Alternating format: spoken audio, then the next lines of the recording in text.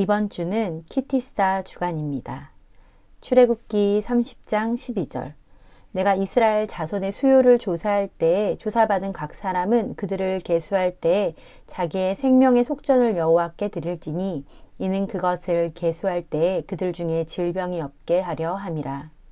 이 구절은 히브리어로 키티사 에트로시 브네이 이스라엘 리 페케데이 햄으로 시작됩니다. 직역하면 이스라엘 자손의 머리를 들어 올려 수를 세어라 입니다. 인구 조사를 하는데 이스라엘 자손의 머리를 들어 올려서 셉니다. 머리는 우두머리, 첫째, 선두를 의미합니다. 다시 말해 머리로 세어진다는 것은 책임질 수 있는 존재를 의미합니다. 또한 20세 이상의 사람을 계수하는데 20은 히브리 알파벳 카프, 적용의 숫자 값입니다. 말씀을 적용할 수 있음을 의미합니다. 20세 이상으로 로쉬, 머리이자 말씀을 적용하여 책임지는 삶을 살아갈 수 있는 이들을 계수합니다. 이 인구조사를 하는 이유는 생명의 속전을 내야 하기 때문입니다. 테루마 주간부터 주님은 예물을 가져오라고 하시며 우리에게 하나님이 거하실 성전으로 지어지라고 하십니다. 그런데 테루마의 예물은 각 사람이 자원하는 대로 드리라고 했지만 성전세는 계수함을 받은 모든 자들이 내야 합니다. 성전세라고도 불리는 이 생명의 속전은 6월절 한 달 전 아다르월 15일부터 니산월 1일까지 내게 됩니다. 6월절을 기다리며 내는 성전세는 출애굽을 떠올리게 합니다. 그 값은 성소의 세겔로 반세겔입니다. 마태복음 17장을 보면 예수와께서 가버나움에 이르셨는데 성전세를 받는 이들이 베드로에게 성전세를 내라고 합니다.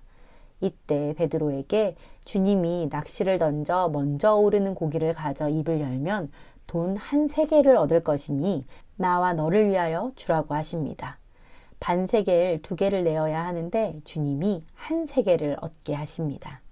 온전한 한 세겔이 되기 위해 누가 반이 되어 주시는지를 이 구절을 통해 우리는 보게 됩니다.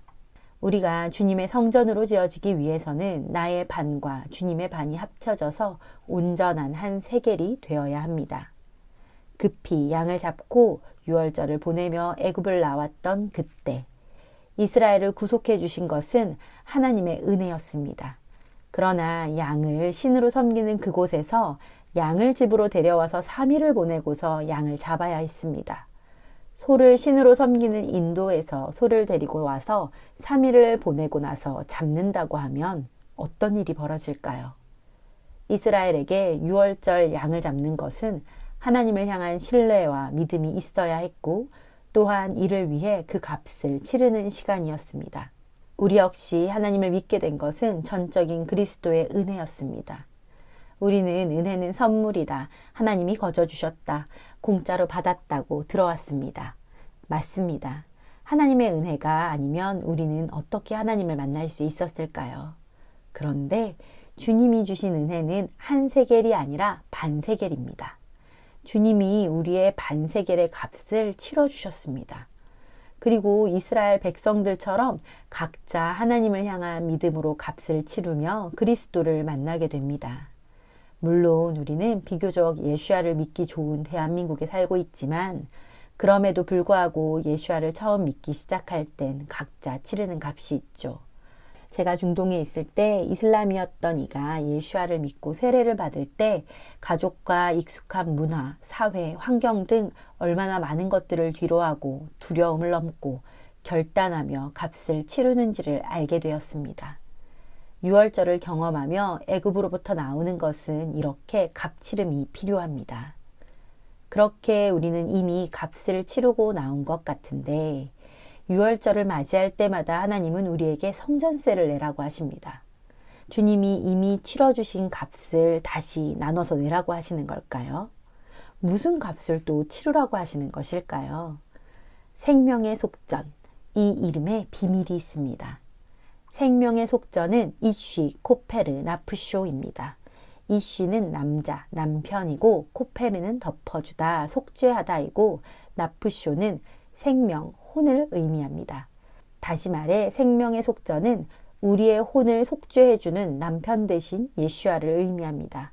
그래서 우리의 신랑 되신 예수와께서 우리의 반쪽이 되어 반세계를 이미 내주셨습니다. 십자가에서 그 값을 우리 주님은 이미 내셨죠.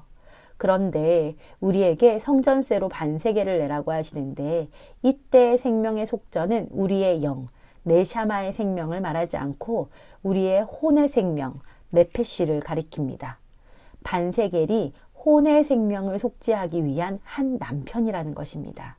그 말인즉 남은 반쪽도 혼의 생명을 카파르 속죄하며 드리는 우리의 구속의 값이어야 한다는 것입니다.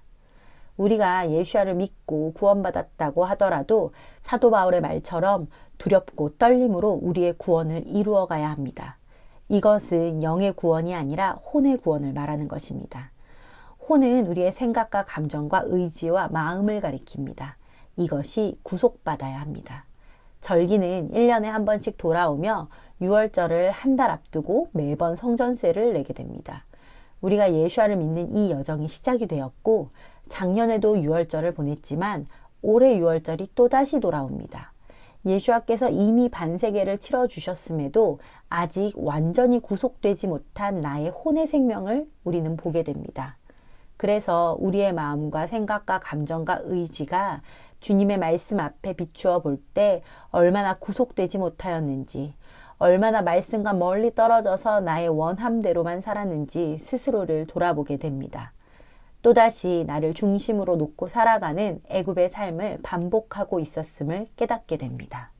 그래서 주님이 자, 6월절이 다시 왔다. 지난 6월절 이후로 네가 혼을 구속했니? 아직 완성하지 못했다면 내가 너의 혼의 생명을 속죄해주는 그 죄를 덮어주는 반세겔이 되어줄게. 이제 또 너의 반세겔을 내라. 성전으로 완성되도록 또다시 지어져 가자고 말씀하시는 것입니다. 그래서 마태복음 17장에서 예수와께서 베드로에게 한 세계를 주실 때 누군가를 통해 받게 하거나 여러 방법으로 나타나게 할 수도 있었을 텐데 굳이 낚시를 해서 물고기를 낚아 그 안에 동전이 있게 하신 이유가 있는 것입니다. 물고기는 바다의 생명입니다. 창세기 1장 20절에서 물에서 사는 생물을 네페쉬 하야라고 합니다. 직역하면 살아있는 혼입니다. 혼의 생명입니다. 주님이 치러주신 반과 우리가 치룬 반이 하나가 되어 혼의 생명이 완전히 구속되도록 하는 것이 네페쉬 하야, 바다의 생물, 물고기 안에서 나온 한 세겔입니다. 이제 우리는 생명의 속전, 반세겔을 내면서 주님과 같은 반이 되어야 합니다. 그러면 어떻게 해야 죄 가운데 있는 우리의 혼의 생명을 속죄하고 덮어주신 주님과 똑같은 반세겔이 될 수 있을까요? 그래서 예수와께서 오셔서 수많은 비유들로 우리를 가르쳐 주십니다. 마태복음 18장 21절을 보면 베드로가 묻습니다. 주여, 형제가 내게 죄를 범하며 몇 번이나 용서하여 주리이까? 7번까지 하오리이까? 예수께서 이르시되 내게 이르노니 7번뿐 아니라 7번을 70번까지라도 할지니라. 속죄하다, 덮어주다는 용서하는 것입니다. 주님이 우리의 죄를 덮어주고 용서해 주셨습니다. 매년 찾아오는 6월절에 우리는 이 사실을 계속 마주합니다. 그래서 7번뿐 아니라 7번을 70번까지라도 하라고 하십니다. 히브리 개념의 7은 완전수입니다. 완전할 때까지 용서하라는 것입니다. 왜냐하면 우리의 반세겔 되신 주님이 우리에게 그렇게 하셨기 때문입니다. 그래서 만달란트 빚진 자를 주인이 불쌍히 여겨 탕감해 주었는데 탕감받은 자가 100데나리온 빚진 사람을 용서해 주지 않자 주인이 노합니다. 너희가 각각 마음으로부터 형제를 용서하지 아니하면 나의 하늘 아버지께서도 너희에게 이와 같이 하시리라 라고 하십니다. 주님의 속죄의 값을 우리는 이미 받았습니다. 그런데 너희가 탕감받은 값보다 60분의 1도 안 되는 값도 용서해 주지 못하냐는 것입니다. 누가복음 16장을 보면 불의한 청지기의 비유가 나옵니다. 어떤 부자에게 청지기가 있는데 그가 주인의 소유를 낭비한다는 말이 주인에게 들립니다. 그래서 주인이 불러서 내가 너에게 대하여 들은 이 말이 어찌 됨이냐? 내가 보던 일을 셈해라. 청지기 직무를 계속하지 못하리라 라고 합니다. 그래서 청지기가 주인에게 빚진 자를 일일이 불러다가 얼마를 빚졌는지를 묻고 100이라고 하면 50이라고 쓰라고 하고 80이라고도 쓰라고 합니다. 우리가 볼 때는 주인의 재물을 속여서 이익을 얻은 것 같은데 주인은 청지기가 이를 지혜 있게 하였으므로 칭찬했다고 합니다. 그러면서 불의의 재물로 친구를 사귀라고 합니다. 이게 무슨 말일까요? 우리가 볼 때 주인에게 빚진 자를 불러다가 셈을 잘못하면 주인에게 손해를 끼치고 주인을 속이는 것으로 보이니 불법해 보입니다. 그러나 여기서는 불법하다는 단어가 아니라 불의하다는 단어를 씁니다. 그의 주인은 그가 불의했다고 합니다. 불의는 아디키아로 공의라는 디케의 부정어입니다. 의가 아니라는 것입니다. 우리가 살다 보면 용서치 못할 때가 있습니다. 그 용서치 못함의 이유를 들어보면 각자가 얼마나 타당하고 합당한지 모릅니다. 그 사실이 없다는 것이 아닙니다. 그런데 우리는 이미 만달란트를 탕감받은 자들입니다. 이 말은 이 청지기가 주인의 소유를 맡은 것과 같습니다. 우리가 나의 의로 누군가를 용서해 주는 것 같지만 그게 아니라 주님이 치러준 용서의 값으로 내가 누군가를 용서해 줄 수 있게 된 것입니다. 청지기가 불의하다고 합니다. 너의 의가 아니라는 것입니다. 주님이 속죄해 주셨기 때문에 받은 의입니다. 우리가 하나님의 아들이라 칭함을 입었다고 합니다. 칭의라고도 하죠. 의롭다 칭함을 받았다는 것입니다. 우리는 이것이 합당하게 받은 나의 값이 아니라 맡은 값임을 알아야 합니다. 우리는 그분의 의를 맡은 청지기입니다. 누군가 우리에게 용서치 못할 일을 하면 그것은 나에게도 죄이지만 사실 하나님 앞에서도 죄입니다. 그 죄의 값을 치러야 됩니다. 그런데 내가 받은 용서의 값으로 내가 맡은 그분의 의로 용서를 해주면 그가 하나님 앞에 갚아야 하는 값이 100이 80이 되고 100이 50이 됩니다. 이렇게 불의의 재물, 나의 의가 아닌 맡은 의로 친구를 산 청지기에게 주님이 말씀하십니다. 지극히 작은 것에 충성된 자는 큰 것에도 충성되고 지극히 작은 것에 불의한 자는 큰 것에도 불의하니라. 너희가 만일 불의한 재물에도 충성하지 아니하면 누가 참된 것으로 너희에게 맡기겠느냐. 우리는 열문화의 비유도 압니다. 어떤 귀인이 왕위를 받아가지고 오려고 먼 나라로 갈 때 그의 종을 불러 열문화를 주며 내가 돌아올 때까지 장사하라고 합니다. 우리 주님이 다시 재림하실 때 그분은 왕이 되셔서 온 열방을 다스리며 이 땅에 완전한 하나님의 나라가 오게 하실 것입니다. 이때 종들을 불러 장사를 잘한 종들에게 다스리는 권세를 주십니다.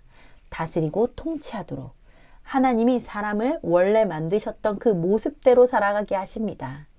그런데 지금 우리에게 맡긴 지극히 작은 것이 있습니다. 열문화로 장사하는 것입니다.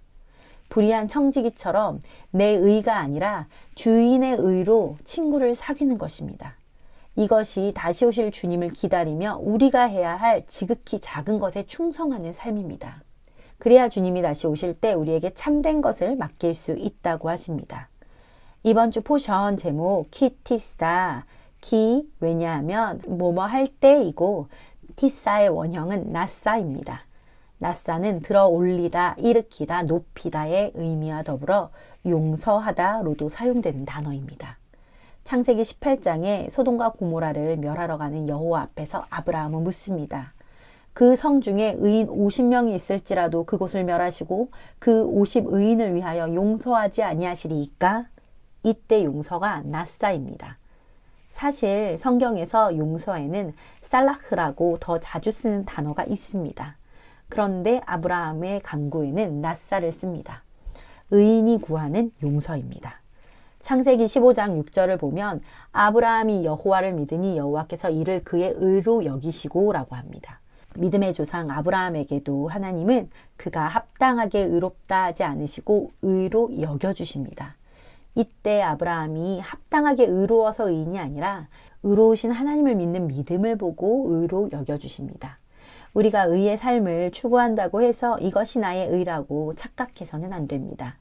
의를 따라가는 한 걸음과 그 중심을 보시고 하나님은 정체성이 깨어나도록 완성의 이름을 우리에게 먼저 불러주시기 때문입니다.